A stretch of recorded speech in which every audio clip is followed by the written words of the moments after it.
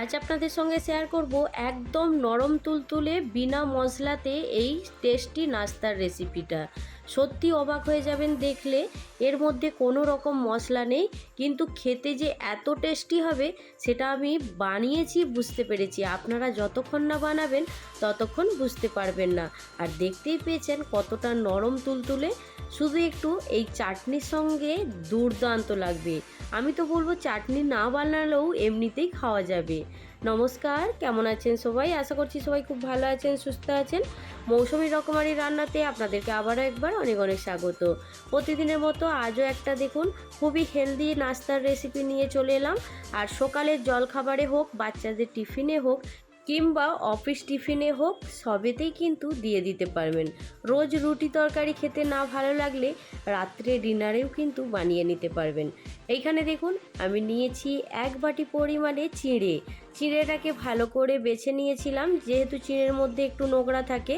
এখন আমি চিঁড়েটাকে খুব ভালো করে ধুয়ে নিয়েছি। এখন রেখে দেব 10 মিনিটের জন্য। আর 10 মিনিটে কিন্তু চিঁড়েটা খুব ভালো ভিজে যাবে, যেহেতু এটা মেশিন চিঁড়ে আছে। পাতলা চিঁড়ে যেটা বাজারে পাওয়া যায় সেই চিঁড়েটা খুব দ্রুত ভিজে যায়। তো এইখানে দেখুন ঠিক যেই বাটিতে করে আমি চিঁড়ে নিয়েছিলাম সেই বাটিরই 1 বাটি পরিমাণে সুজি নিয়েছি। তো এইখানে সুজি আর চিঁড়ের পরিমাণটা সমান রেখেছি। আর একটা ছোট বাটিতে দেখুন 1 বাটি পরিমাণে টক দই নিয়েছি। আর 1 বাটি পরিমাণে জলও নিয়েছি। জল আর টক দইটা দিয়ে সুজিটাকে এখন খুব ভালো করে মেখে নেব। মেখে নিয়ে এটাকেও এখন 15 মিনিটের জন্য রেস্টে রেখে দেব। সুজিটা 15 মিনিট রেস্টে রাখলে তাহলে খুব ভালো করে ফুলে যাবে। তো দেখতেই পাচ্ছেন বন্ধুরা, আমি দুটো কাজ খুব দ্রুত করে নিয়েছি। এবার এটাকে রেখে দেব একটা ঢাকা দিয়ে। তারপরে দেখুন এইখানে আমি একটা চাটনি বানিয়ে নেব।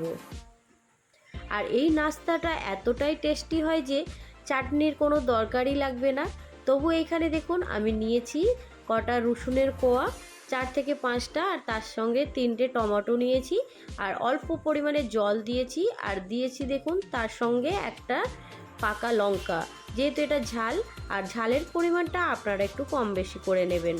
এখানে দেখুন টমেটোটাকে খুব ভালো করে সেদ্ধ করে নিয়েছি। আর টমেটোর যে খোসাটা আছে সেটাকে সরিয়ে দিয়েছি। এবার মিক্সির মধ্যে দিয়ে এটাকে একদম মিহি পেস্ট করে নেব। চাটনি বানানো কিন্তু খুব সোজা, দেখতে পেয়েছেন। আর এই চাটনিটা রুটি পরোটা যে কোনো জিনিসেই কিন্তু খুব ভালো লাগবে, গরম ভাতেও কিন্তু দারুণ লাগবে। চলুন এই চাটনিটা এবার তড়কা দেওয়ার জন্য একটা তড়কা প্যান নিয়েছি। এই প্যানের মধ্যে শুধু দেব একটা মোটা রসুন কুচানো, খুব ছোট ছোট করে কেটেছি সেই রসুন কুচিটা, আর তার সঙ্গে কয়েকটা কারি পাতা। এর মধ্যে কিন্তু সরষের ফোড়ন দেব না, জিরেরও ফোড়ন দেব না।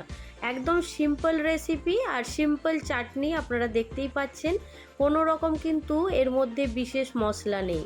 তো এইখানে চাটনির যে তড়কাটা রেডি হয়ে গেছে। এবার এইখানে টমেটোর পেস্টটা দিয়ে দেব। বন্ধুদের কাছে একটা ছোট্ট রিকোয়েস্ট করছি, আজকের রেসিপি যদি আপনাদের ভালো লাগে তাহলে লাইক সাবস্ক্রাইব করে আমার পাশে থাকবেন। আর এটা যারা আপনারা করেছেন তাদেরকে অসংখ্য ধন্যবাদ। আর যারা নতুন আজকে আমার চ্যানেলে ভিজিট করছেন আপনাদেরকে ছোট্ট রিকোয়েস্ট করছি আপনারা অবশ্যই পাশে থাকবেন। এখানে কিন্তু দেখুন আপনাদের সঙ্গে কথা বলতে বলতে আমার চাটনিটা একদম রেডি হয়ে গেছে। এবার এটা ঠান্ডা হয়ে গেলে একটা বাটির মধ্যে তুলে নেব। আর এইখানে দেখুন সুজিটাও কিন্তু খুব ভালো ফুলে গেছে। একটা মিক্সির বাটি নেব। মিক্সির বাটিতে সুজি আর চিনিটা দিয়ে খুব ভালো করে এটাকে পেস্ট করে নেব। এখানে যেহেতু মিক্সির বাটিটা ছোট আছে সেই জন্য সুজিটাকে আগে খুব ভালো করে পেস্ট করে নিচ্ছি। তবে এর মধ্যে যদি অল্প পরিমাণ জল লাগে অবশ্যই কিন্তু জলটা দিতে হবে, একদম শুকনো করে পিষা যাবে না। সেই জন্য আমি অল্প একটু জল দিয়ে সুন্দর করে দেখুন একদম পেস্ট করে নিয়ে চলে এলাম। এবার চামচ দিয়ে একটু আপনাদেরকে দেখিয়ে দিচ্ছি, দেখুন এই রকম একটা সুন্দর করে পেস্ট বানিয়ে নিতে হবে। বাকি যে চিঁড়েটা ভিজিয়ে রেখেছিলাম এখন এবার সেই চিঁড়েটা এই মিক্সির বাটির মধ্যে নিয়ে সেটাকেও খুব ভালো করে পেস্ট করে নেব। তবে চিঁড়েটাকে একদম মিহি পেস্ট করার দরকার নেই, একটু গোটা থাকলেও ভালো লাগবে খেতে। তো এইখানে দেখুন চিঁড়েটা কিন্তু খুব ভালো করে ভিজে গেছে, দেখতেই পাচ্ছেন। এবার মিক্সির মধ্যে দিয়ে দেব। এর মধ্যেও অল্প পরিমাণে জল দিয়ে আর এর মধ্যে আমি দেব কয়েকটা কাঁচা লঙ্কা। তবে খুব বেশি ঝাল লাগবে না, এটা খুব বেশি ঝাল হবে না। আর যদি মনে করেন একটু ঝাল ঝাল খেতে ইচ্ছে যাচ্ছে, চাটনি তো আছেই। তো এইখানে কিন্তু সুন্দর করে দেখুন এটাকেও পেস্ট করে নিয়েছি।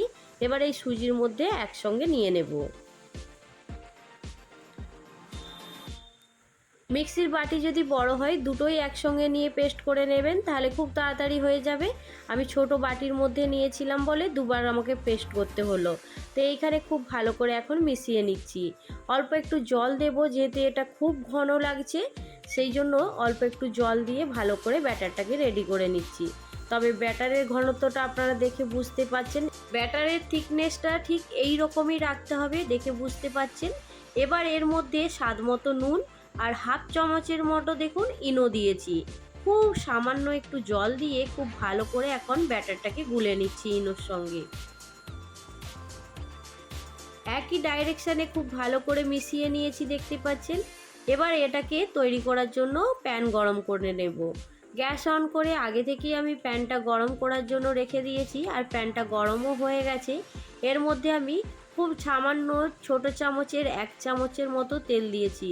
খুব কম তেলেই কিন্তু এই রেসিপিটা হয়ে যাবে। আর এটাকে কিন্তু একদম ছড়িয়ে পাতলা করার দরকার নেই, একটু মোটা থাকলে তবে ফুলো ফুলো হবে আর দেখতেও বেশ সুন্দর লাগবে। তো দেখতে পাচ্ছেন এইখানে কিন্তু আমি 30 সেকেন্ডের জন্য ঢাকা দিয়ে দিয়েছিলাম। ওপর থেকে শুকিয়ে গেছে। আর গ্যাসের ফ্লেমটা কিন্তু অবশ্যই লো টু মিডিয়ামে রাখতে হবে, একদম কিন্তু হাই ফ্লেমে এটা করা যাবে না। একটু সময় নিয়ে বানালে খেতে দুর্দান্ত হবে। আপনারা একবার আমার কথা মতো বানিয়ে দেখুন, আপনাদের ভীষণ ভালো লাগবে। হেলদি খাবার, বয়স্ক থেকে ছোট সবাইয়েরই পছন্দ হবে। আর এইখানে দেখুন খুব কম সময়ে কিন্তু এটা রেডি হয়ে যায়। আর এইখানে দেখতেই পাচ্ছেন এটা কিন্তু রেডি হয়ে গেছে।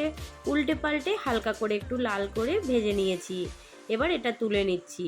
কতটা সুন্দর লাগছে দেখতে বুঝতেই পারছেন। আর একটা বানিয়ে আপনাদেরকে একটু দেখিয়ে দেব। এখানে তেলটা একটু বেশি পড়ে গেছে, তো দেখতেই পাচ্ছেন আমি আরও একটা দিয়ে সুন্দর করে ঢাকা দিয়ে রেডি করে নিচ্ছি।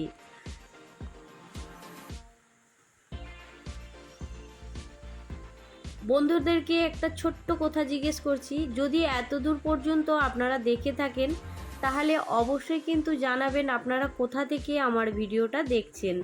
আপনাদের কি ভিডিও দেখতে ভালো লাগে, কুকিং রিলেটেড অবশ্যই জানাবেন।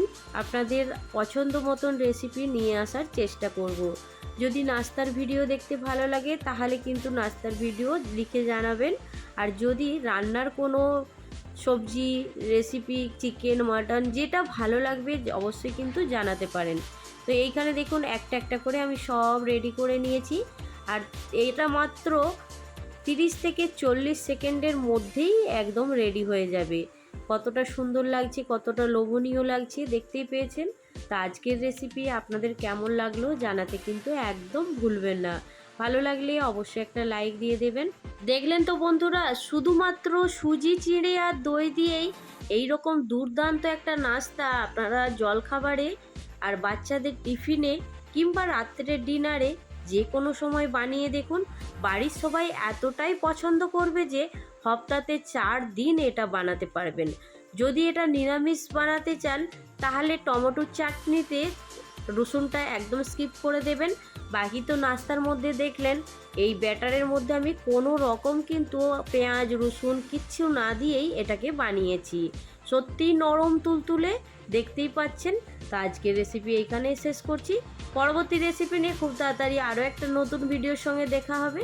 সবাই ভালো থাকবেন, সুস্থ থাকবেন, বাই।